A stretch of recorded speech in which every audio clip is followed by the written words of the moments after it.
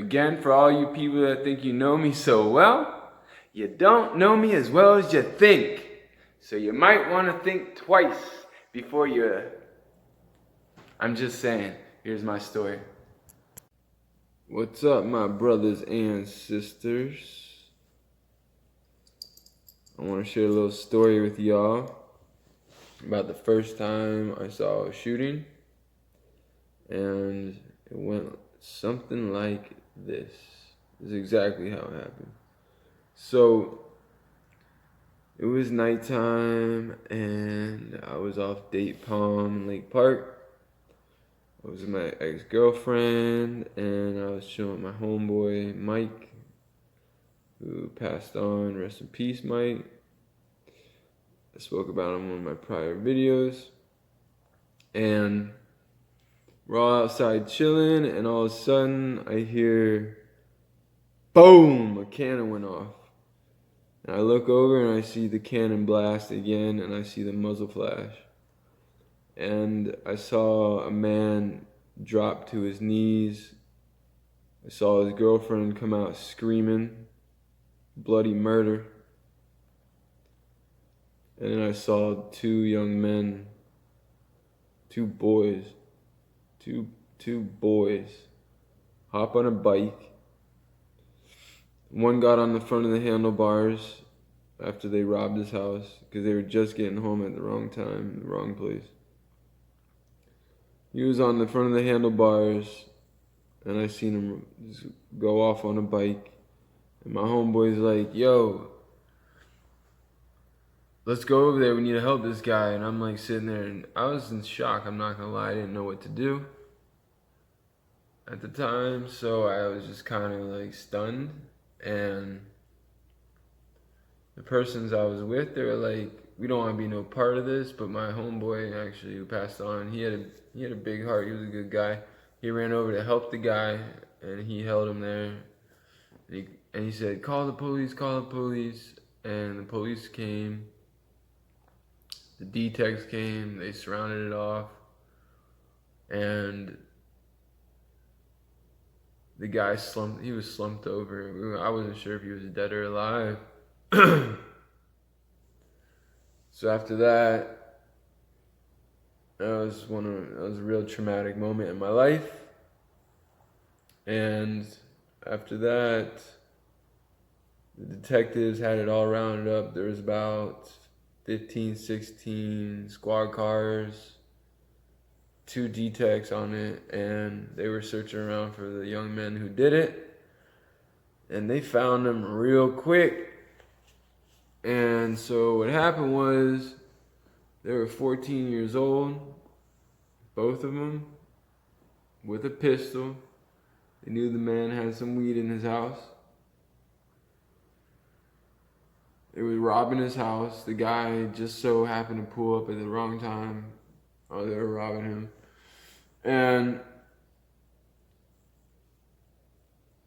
after his girlfriend came out screaming Bloody Mary, bloody murder, it was heartbreaking to say the least. This shit was ugly, man. And so the D-Techs came back around and they wanted to speak with me, and what I saw, I really didn't see too much, so I didn't really have much to say about it. And my boy took the testimony and he said, what's up? He's dead now because he overdosed. And what happened after that was real interesting. The D-Techs came back and they asked my friend, they said, do you recognize these kids? And I just told him what I saw. I saw 2 kids riding off on a bike. I didn't see shit really. But he told him what happened, and I was in disbelief, to be honest with you. I was still in a little state of shock. So the detectives came, the detectives said to me and to my homeboy and my ex that there were 2 little jits. That's what he said verbatim, 2 little jits did it. I said, how old were they? He said 14 years old. I was like, what? I was in shock. I mean, these kids just threw their lives away for what reason? Because they wanted to steal some weed and they had a pistol and they felt like they had some power with the pistol.